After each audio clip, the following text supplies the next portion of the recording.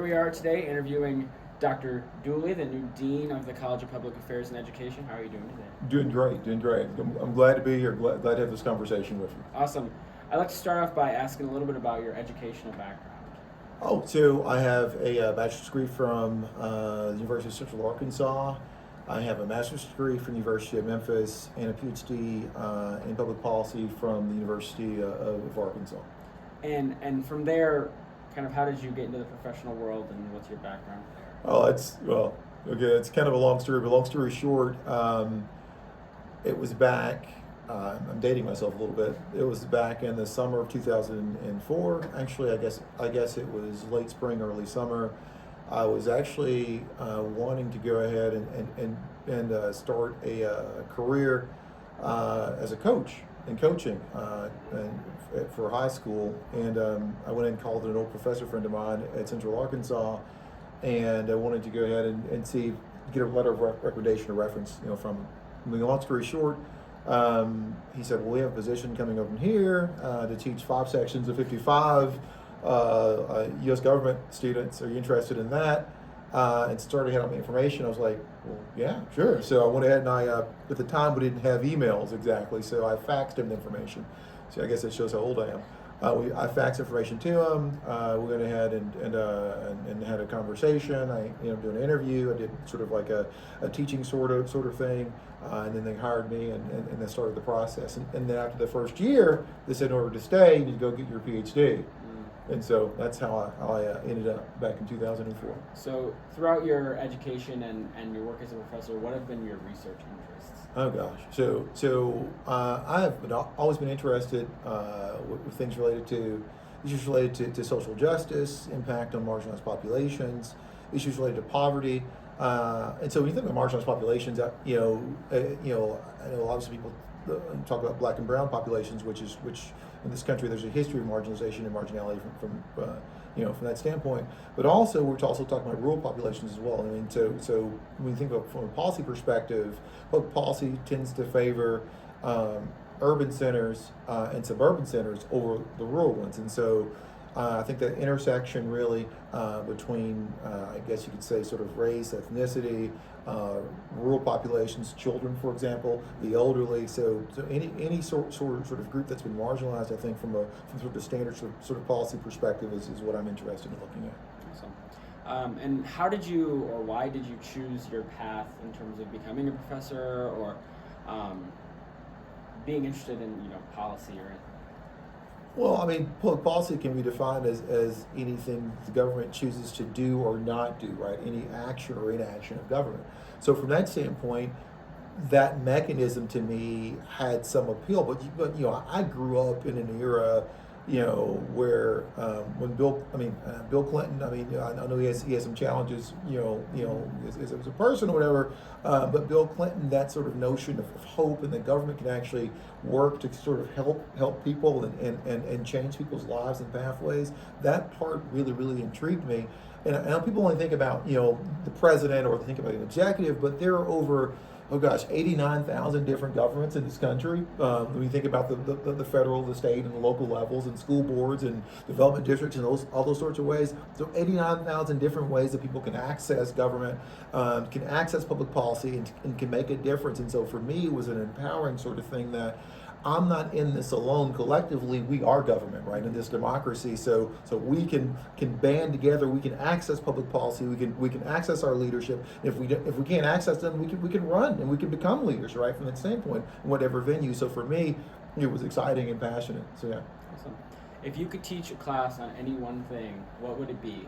Oh gosh, that's a great question. Oh gosh, I would probably say I teach a community economic development course. At least I used to teach that, and that to me is probably the one class I would like to teach over and over and over again, because we talk about things in terms of the nature of community and what community actually means, and how development is going to look different to different folks, and again along those lines, we think about public policy and informing it and government acting, but community economic development can have a public policy component, but also communities can empower themselves, and so looking at those sort of things to me are pretty cool. So, what do you like most? What do you find most rewarding about teaching, being a professor? You know, I like the interaction. I like the new ideas. I like the different perspectives because every class is different, right? Every class, you got different folks who are organic. They're coming together, and you can look at oftentimes in a course. Sometimes you see things a different way, and so that sort of aha moment, Yeah. right, is something that's pretty amazing. What is one piece of advice that you may have for students pursuing a career in your field or an education in your field?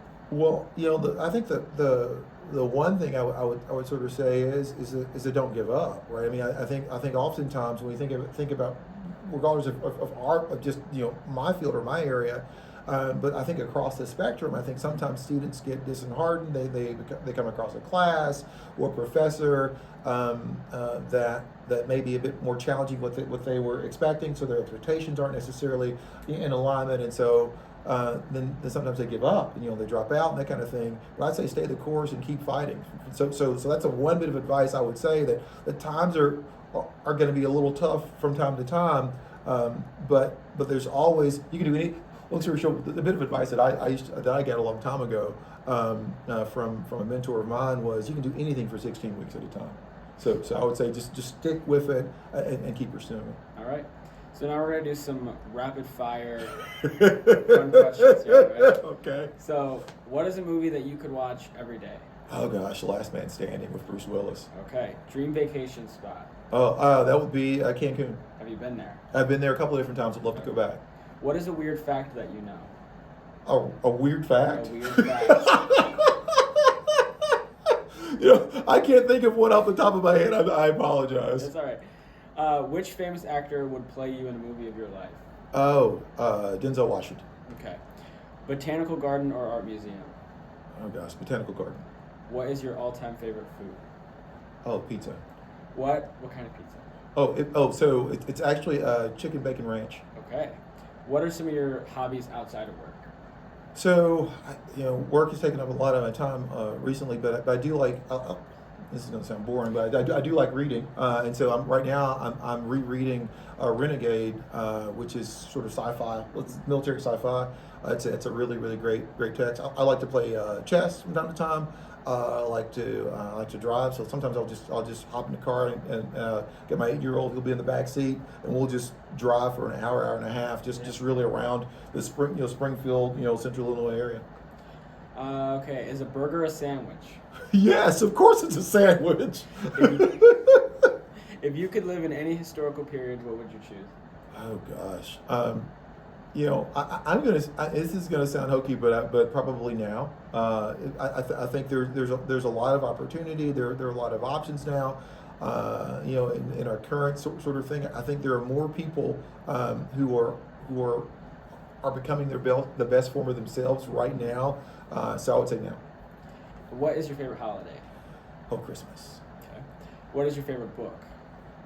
Okay, going back to it would probably be it's a series of books, and it's the Spiral Wars, and it's Joel Shepard again, and Renegade is that first book in that series. So Okay. Yeah. Who do you look up to most in life? Oh, that's my mom. Do you have a favorite quote or mantra that guides your life or work? Yes, and yeah. So you're the captain of your fate and the steward of your destiny. Although you've been defeated before, you can always return to the phrase stronger. Although you've been enslaved, you can always manage to overthrow your chains. You cannot be defeated. Your will endures. That's very good. If you could give a TED Talk on one thing, what would it be? Oh gosh, I would give a TED Talk on the power that you have within yourself. So yeah. And the final question is, what is one thing you wish you knew as a student that you can give as a piece of advice, I guess, to our students? Everybody's trying to figure things out. So when you go into a classroom or you're out there and you're just sort of thinking that you don't know what's going on, you don't know what to do, you're not by yourself. It's pretty much everybody. Awesome. So, Thank you. you're very welcome. Thank you for having me.